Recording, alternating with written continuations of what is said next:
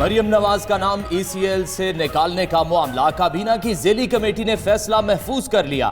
इजलास में वफाकी वज़ीर कानून फरोग नसीम की ज़ेर सदारत हुआ। ज़राए के मुताबिक नैब के नुमाइंदे ने मरियम नवाज का नाम ECL से निकालने की मुखालफत की।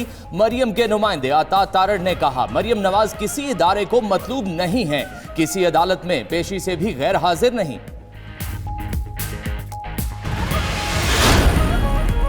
वज़ीर आज़म इमरान खान की ज़ेर सदारत PTI की कोर कमेटी का इजलास, अहम मुल्की और कौमी अमूर का जायजा। इजलास में परवेज मुशर्रफ के खिलाफ खुसूसी अदालत के फैसले पर मुशावरत, आइंदे का लाहे अमल तय किया गया। इजलास में आर्मी चीफ की मुद्दत मुलाजमत से मुतालिक सुप्रीम कोर्ट के फैसले पर भी गौर होगा।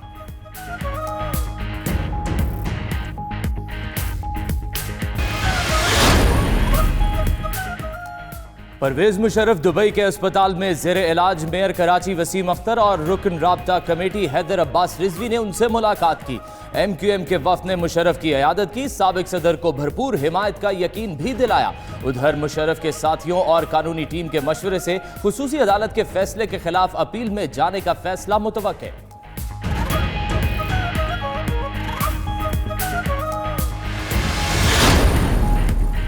चीफ जस्टिस ने खुसूसी अदालत को कोई हिदायत जारी नहीं की। चीफ जस्टिस सईद खोसा से मंसूब बयानात पर तर्जुमान सुप्रीम कोर्ट की वजाहत, कहा खुसूसी अदालत से मुतालिक शाया की जाने वाली खबरें मन घड़त हैं। खबरों से तासुर गया कि चीफ जस्टिस खुसूसी अदालत की कार्रवाई में मुलव्विस थे।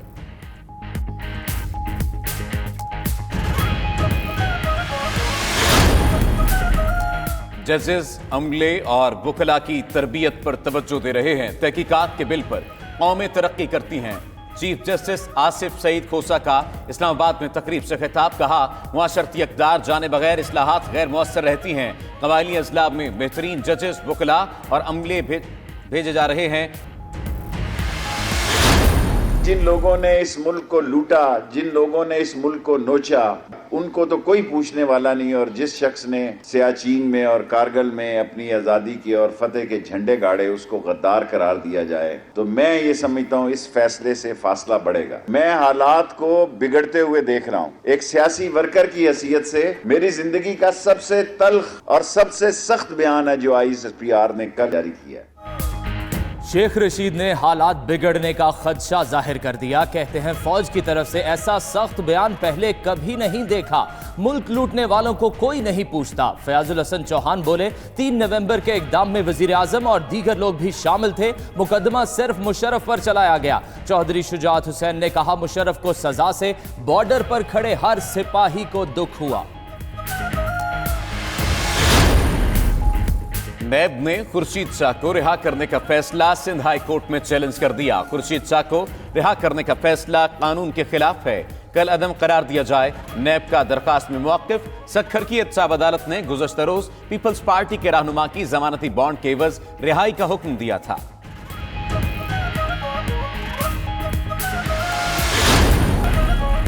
हमजा शहबाज की दरख्वास्त जमानत पर लाहौर हाई कोर्ट ने नैब को नोटिस जारी कर दिया। केस की समाअत 13 जनवरी तक मुलतवी। हमजा शहबाज इस बेंच पर अदम एतमाद का इजहार कर चुके, क्या उनसे हिदायत ली है? जस्टिस अली बाकिर नजफी का इस्तफसार, नून लीगी रहनुमा के वकला ने जवाब दिया, बेंच पर मुकम्मल एतमाद है।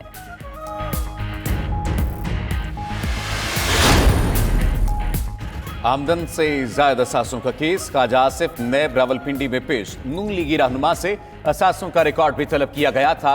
नैब में पेशी के बाद ख्वाजा आसिफ वापस चले गए।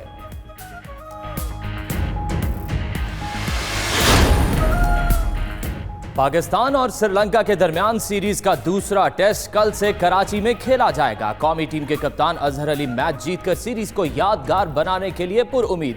कहा, सबकी ख्वाहिश थी इंटरनेशनल टेस्ट क्रिकेट बहाल हो। श्रीलंकन कप्तान करुणारत्ने बोले, पाकिस्तान में सिक्योरिटी का कोई मसला नहीं। उधर उस्मान शनवारी टाइफाइड का शिकार होकर टेस्ट से बाहर हो गए।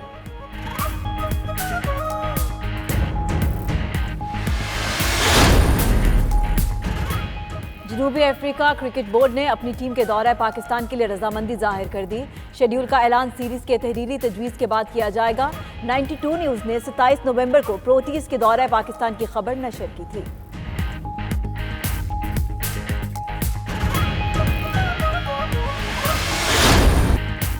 اور سعودی عرب کے شہر جدہ میں چمکتی دمکتی گاڑیوں کا میلہ سج گیا۔ 41ویں عالمی موٹر شو میں دنیا بھر کی 14 بڑی کمپنیاں شریک۔ شو میں 2020 میں آنے والی گاڑیوں کو پیش کیا جا رہا ہے۔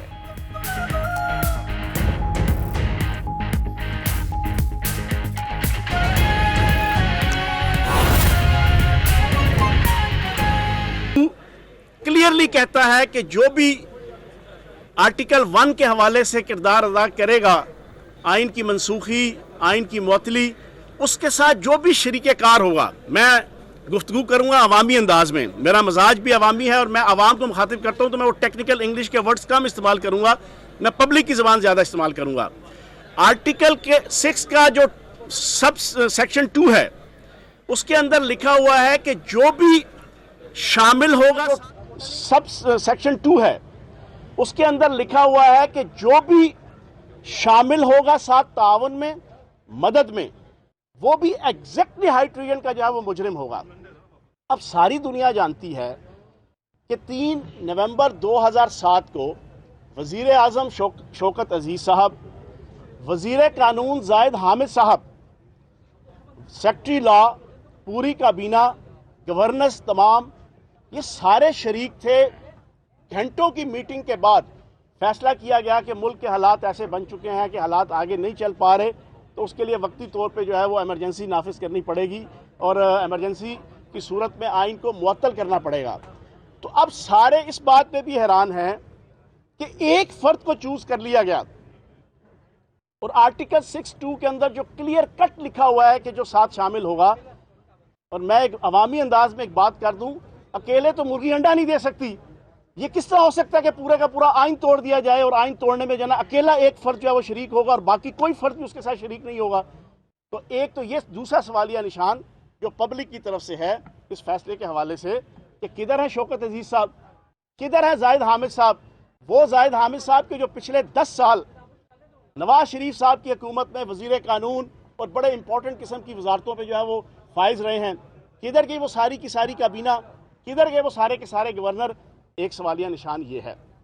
اس کے علاوہ سب سے بنیادی چیز یہ ہے کہ عوام یہ چیز بھی سوچ رہی ہے، یہ بھی دیکھ رہی ہے کہ ان حالات کے اندر کہ جب پچھلے 12 سالوں کے اندر افواج پاکستان نے جو قربانیاں دی ہیں، میں یہ سمجھتا ہوں کہ پورے پاکستان سے ڈھکی چھپی نہیں ہیں، اسپیشلی پچھلے 18-19 سال وار اینڈ ٹیرر پہ، لیکن خصوصاً پچھلے 12 سالوں میں افواج پاکستان کے افسران نے، جوانوں نے، جنرلوں نے، کرنیلوں نے اپنے سینے پہ زخموں کے پھول سجا کر جس انداز سے پاکستان کو دہشت گردی کی عکاس بیل سے جان چھڑا کر آج امن اور سکون کے اندر لے کر آئے، ان حالات کے اندر یہ بھی پوری پاکستانی قوم گواہ ہے کہ پچھلے 12 سالوں میں 1 نہیں، 2 نہیں، 3 نہیں، 4 نہیں، 10 ایسے موقع آئے، میمو گیٹ سکینڈل سے لے کے پاناما سکینڈل سے لے کے 20 ایسے موقع آئے کہ پوری دنیا یہ انتظار کر رہی تھی کہ آج ماشاء اللہ لگا یا رات کو ماشاء اللہ لگا،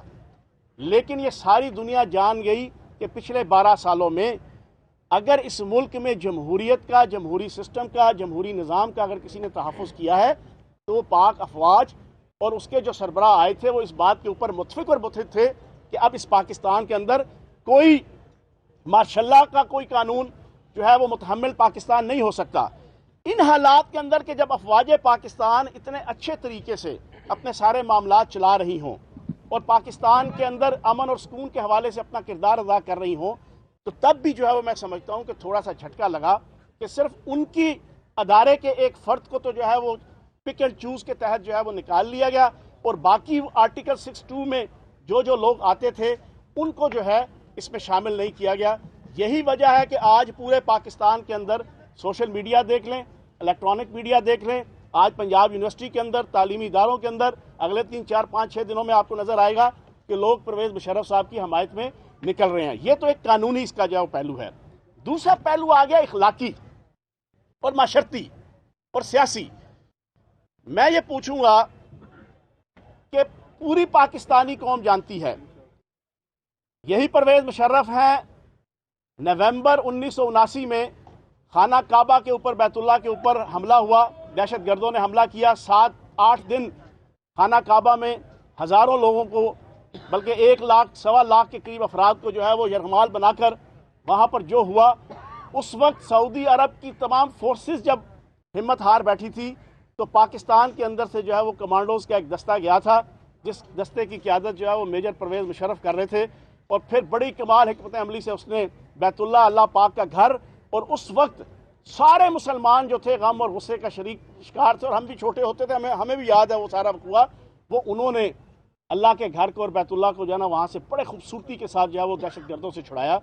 کیا وہ غدار اسلام یا غدار وطن ہو سکتا ہے؟